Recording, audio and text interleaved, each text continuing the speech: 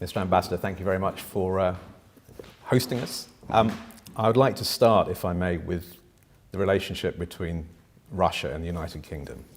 How would you characterize it at the moment? We continue to maintain diplomatic relationship, but of course we see that the moods here in the UK becoming more and more anti-Russian, I will say.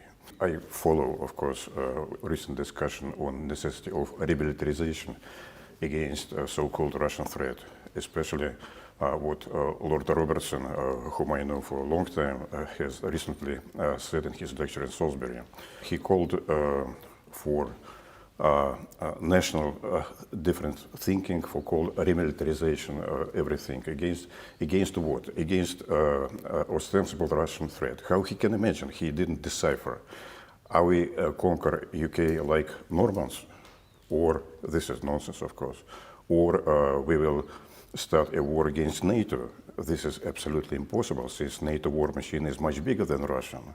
Then what's the purpose of all these efforts, of all this calling up nationally to make an effort to rethink about it?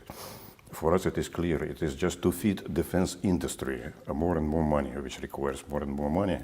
And of course I do understand that because Lord Robertson, he is part and parcel of this defense industry machine. There is a special group which is organized in the US and they need money.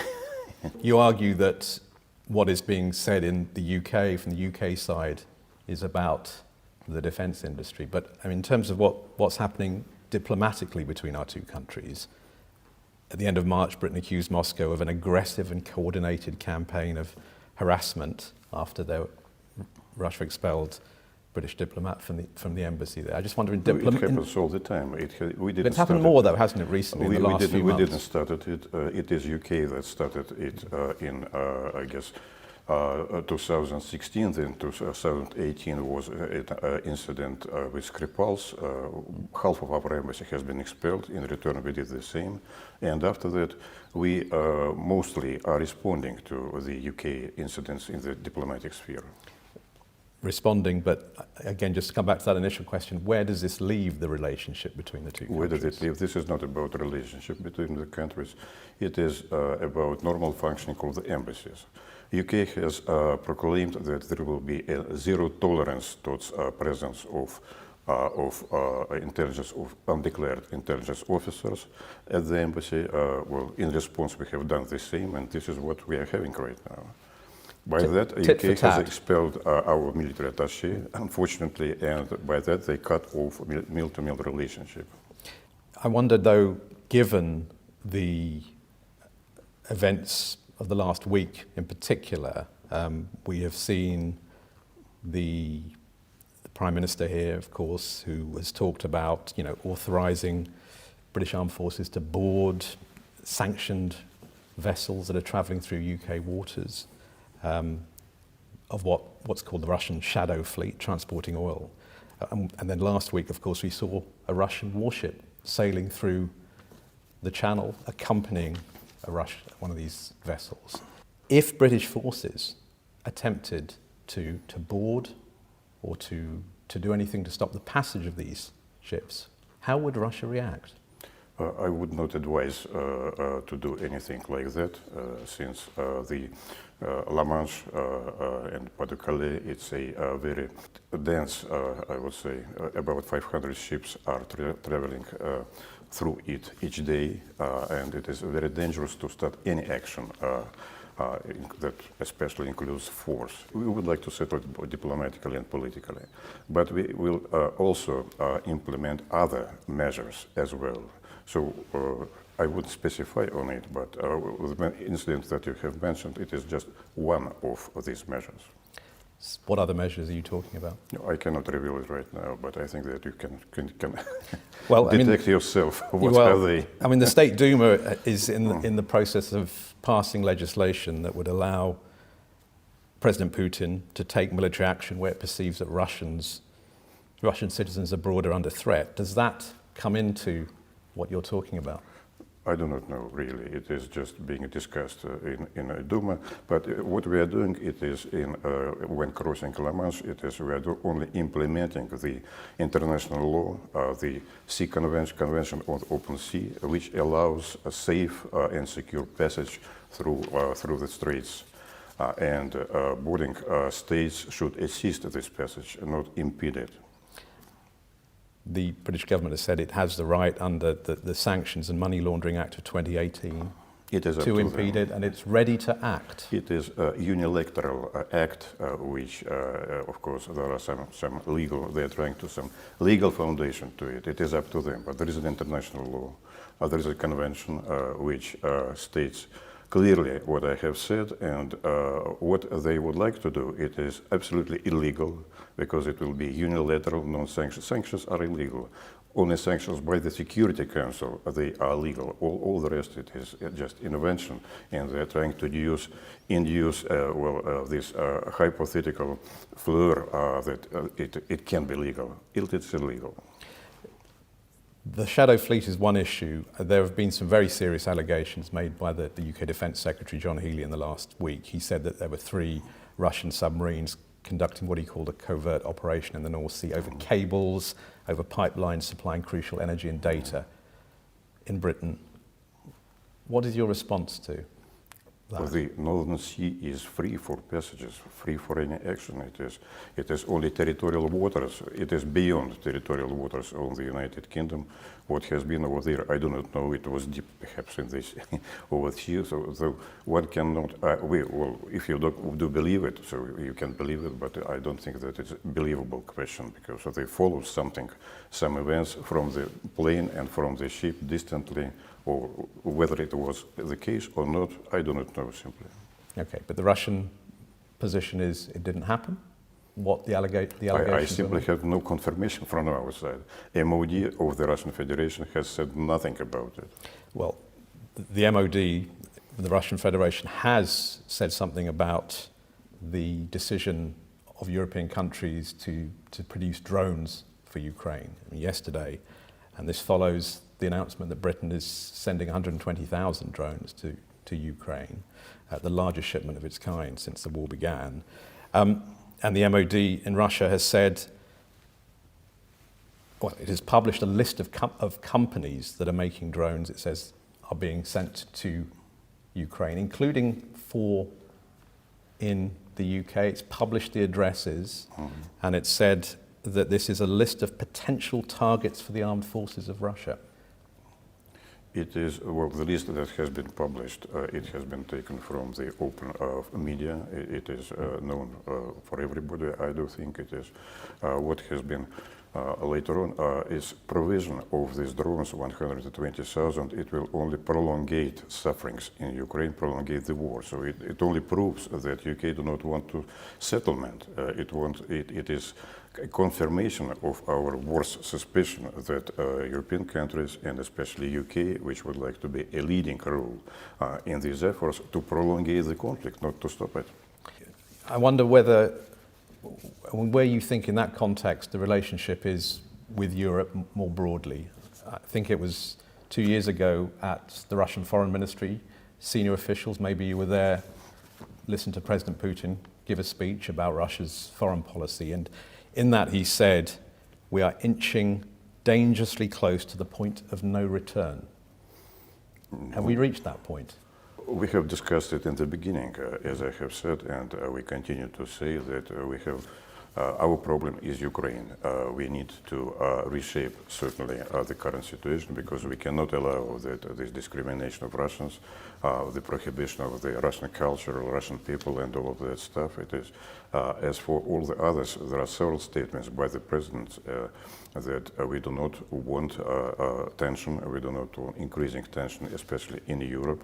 And remilitarization of Europe, not only UK, but in Germany and other countries. This is very dangerous, of course. When Russian government says this is a list of potential targets for the armed forces of Russia, that sounds as though Russia is certainly rhetorically at least, raising the I stakes. probably barely studied what you are saying, but I haven't seen this statement by the MOD. I have seen the list of it, which of course is interesting and which is give us more food for thought, I will say. But anyway, I do believe that there are reasonable people, not only on our side, but also the United Kingdom, which will not allow any further increase of tension in Europe. We should all think about detente, about dialogue, about negotiations, but here in London, they do not want to enter in a dialogue at all. What does that mean for you? I mean, are you in direct contact with government officials? Here? Yeah. Only on bilateral issues. In London, they do not want to discuss wider subjects on European security. Perhaps they do not think, they do not know what it is, what were the previous results of achievement and divisibility of European security, and it's strange for me. I do know several experts here in this country who think reasonably, but not on the official side. So what does that mean for a Russian diplomat in the UK? What does that mean for your work? What do you mean? If you say that the government is not prepared to engage with you? UK, as I have said, no. As I have said, they do not want to engage in these issues, but we keep channels, me and ambassador in Russia, in Moscow, your ambassador in Moscow, whom I respect very much. We keep channels open, and it's important for the future. Yeah, I mean, he spoke to the BBC a few months ago. He made exactly the same point. And he said... I know, yes, of course I have read it. I'm sure you have. I mean, this quote from him sort of struck me. He said, we are, you and him, the two embassies, the main remaining thread on which this relationship hangs. I think it's a correct assumption, yes. How frayed is that thread? It is very frail, I would say, very frail, given the moods that has been expressed here by the government. You have cited Minister Healy. He is doing it every day. Sometimes he is pronouncing unacceptable words about my president, of course. We all, and take note all of that. We discussed with you all these belligerent statements by high officials here. It didn't exist before. We did have a very good period of time. I discussed it yesterday with some lawyers when we really have had perfect relationship, and there is a way to improve it if London will not only think about guarantees for Ukraine, but also think about guarantees for Russia. That's important. Well, that brings us on to the war in Ukraine and to how it ends, because clearly at the moment, the main negotiator or the mediator, the United States, is involved in another war in Iran. President Zelensky has said... It's common knowledge, I will say. It's common knowledge, but President Zelensky has said US negotiators are, have no time for Ukraine. What impact, from the Russian point of view, is the war in Iran having on those negotiations? These are two different things. There is no comparison in between. As for our channel of communication with the United States, we did have a summit in Anchorage in Alaska, where the United States has made a proposal for a settlement. Good proposal. We stick to it. It is based on issues that we can agree, and we do agree. It's about the Euro recognition of the territorial realities, by the way, suggested by the United States. We accepted it. There are many other points, and as far as we understand, we didn't hear anything different from until after Europeans and Ukrainians tried to change these moods in the United States. We still stick to what we have agreed over there. And what is that exactly? Can you lay out? Because we talk about all the broad parameters, because I know you and other Russian officials talk about the Anchorage formula. There is a complete understanding between Washington and Moscow not to reveal totally on what we have agreed. Not to reveal totally, because it is subject to a discussion here in Europe. Does it go beyond territorial issues? Lots of things. It is on the issue. For us, most important is two ground things. It is non-participation, non-enlargement of NATO, non-participation of Ukraine in NATO, and that is absolutely, I will say, constant in our politics. And when we hear from some European leaders that doors still open for Ukraine, we do not understand it. This is one of the major issues. Second is that, of course, certain reshaping in politics in Ukraine, internal politics in Ukraine, for against Russian language, Russian culture is needed, badly needed. That was the second reason and ground reason because this conflict has started many years ago. So it should be done, of course. This is far from it. But Americans, the team of President Trump, they do understand this necessity differently from European leaders here. But they are distracted now. You know, where does that leave? They are distracted by the war in Iran, the negotiators, the key negotiators. You don't think so? The channel is open. We exchange opinions still on it. It is absolutely not necessary, the presence for the moment of Witkov and Kushner in Moscow or something like that. But believe me, the channel is open. We continue this dialogue on it. Do you have a date in mind? Is there going to be another Trump-Putin summit? No, of course not. No. Of course not. Why not? I don't have any date in mind. But is one planned? I don't believe second that summit, because there was a lot of talk agenda about that soon after Alaska, and that seems to have gone away. Sure, of course, because, and it is clear why. Because soon after Alaska, all European leaders they have gone to Washington together with Zelensky, trying to change minds over there about it. Partly they have succeeded because they have seeded doubts in the concepts that Americans are pursuing and continue. And they try to convince President Trump that he is wrong on it. I do not know what is the stage of convincing, but they were very convincing. Do you think President Trump is someone who can be convinced like that? I cannot comment on President Trump's mind. There are lots of comments in it. It's not up to me to do that. One other, I mean, I'm going to stick with President Trump, because one of the other consequences of what has happened in Iran is that he has become even more frustrated with NATO allies. He's very publicly criticized what he says is a failure of NATO to come in behind the United States. European countries have said this is not our war. They have, Britain, others. He's frustrated. There is more and more talk about the possibility of the United States leaving NATO. There's more planning in Europe, it would appear, according to recent reports, for some kind of NATO post the United States. How does Russia view that? Well, first and foremost, one should understand what was the origin of the crisis, what has happened. And it is clear that Israel, which has a nuclear weapon, has started illegal aggression, absolutely illegal and unprovoked aggression against a country, against Iran, who is member of the Non-Proliferation Treaty. Israel is not. And that an old dispute. It is all this aggressive behavior. Israel is continuing to repeat that he would like to destroy totally Iran. At one point, as you remember, Trump has also said that he would like to demolish the whole civilization which existed for thousands and thousands of years. What did you think when you read that? I think it is complete nonsense, of course. It is simply unpreparedness.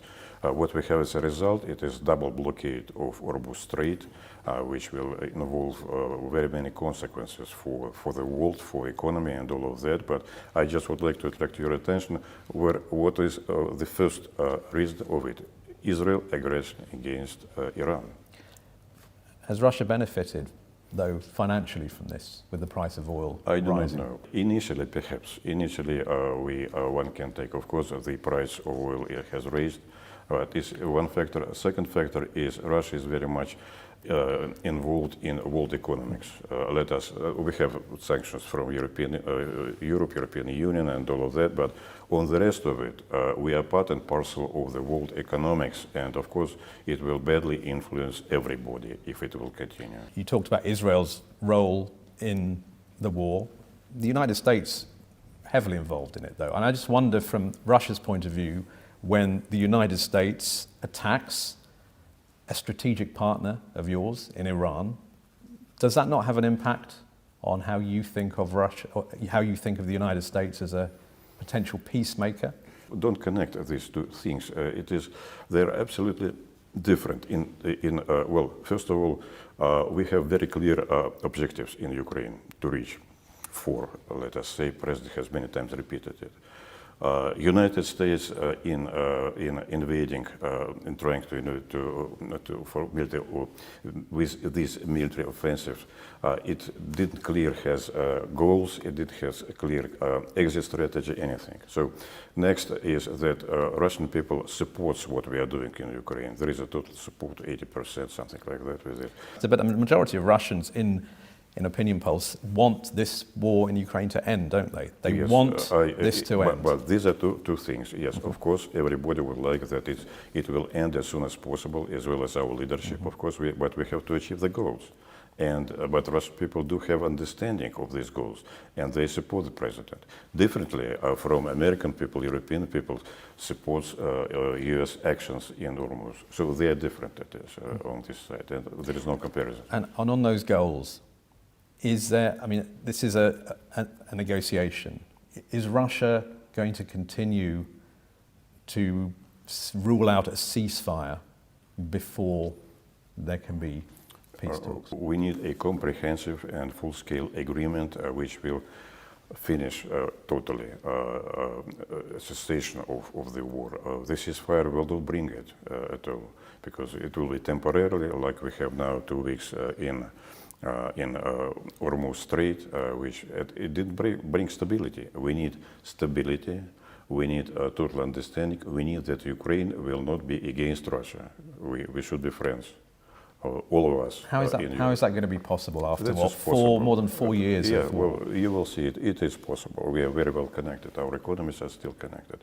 And if, of course, Europeans will not instigate Ukraine to stand against Russia, then it will be a peace for long and absence of tension in Europe. We can do this unless London will not think in terms of deterrence, because now the philosophy is to deter Russia from Europe.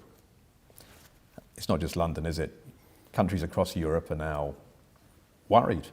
They see what they see as a more belligerent Russia, and they are preparing for possible military action. The Germans very specifically have said this. We discussed it in the beginning. We are surprised that it is happening. It is unilateral remilitarization, I will say. They're saying they are Germany says that Russia will be ready in 2029 to attack to NATO. What? To attack NATO. We don't have ideological differences like it has happened between communists or Soviet Union, socialist and capitalism in the West. Not at all. So there is no ground for it. We do not need other territories. We do not need to conquer anyone, and it's simply impossible given the magnitude of NATO forces altogether. Russia is not going to test NATO by some kind of military action, or I can't imagine any reason that we can do this.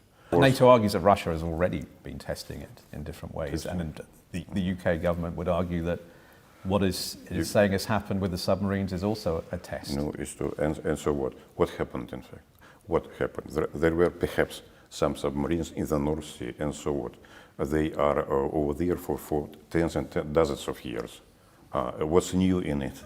If Minister Haley would like to make a case and to speak belligerently in front of the parliament, so let him do it. I cannot stop him from doing it, but to make a big case out of what? We have a right of navigation in the Northern Sea. Can I ask about Europe? And there's been a change of leadership in Hungary in the last week or so. And Budapest was one of the places that was mooted as a possible location for future negotiations between Russia and Ukraine. But of course, you have lost in Viktor Orban perhaps the most friendly towards Russia leader in the EU, in NATO. How does Russia view that?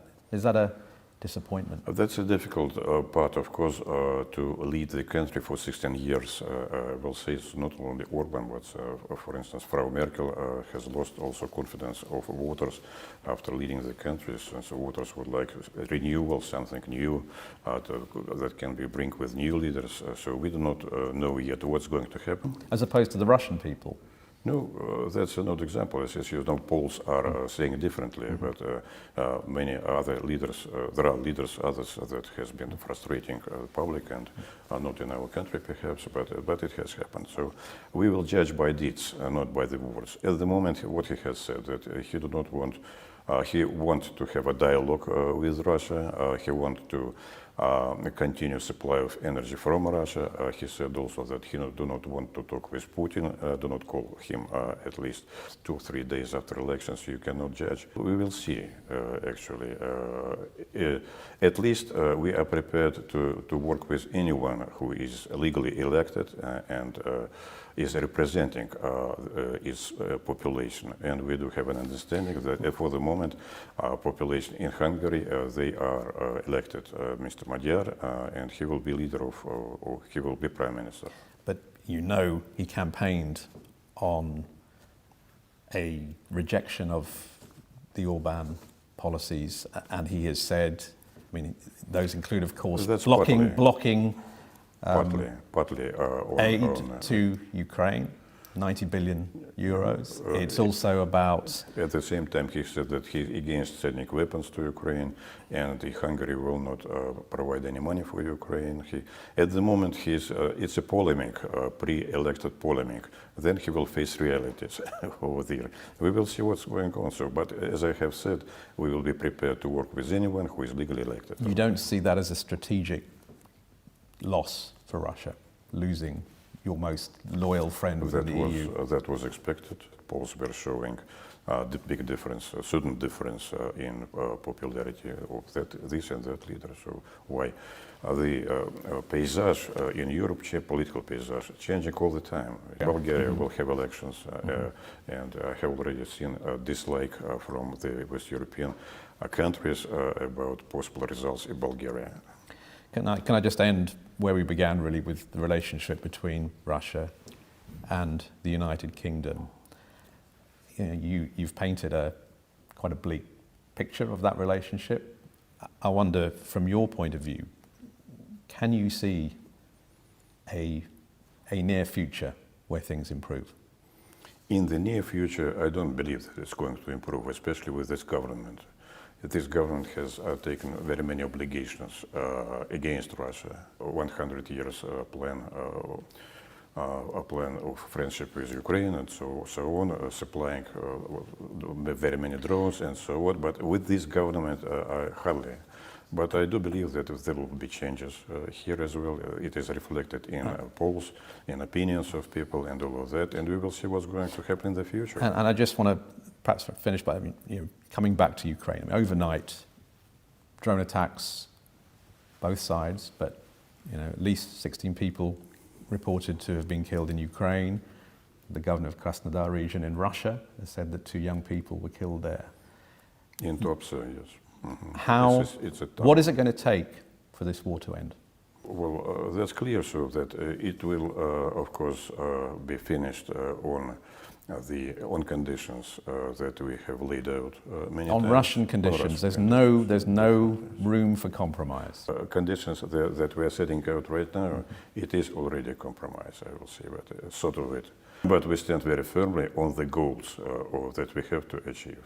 And everybody knows, especially in Ukraine.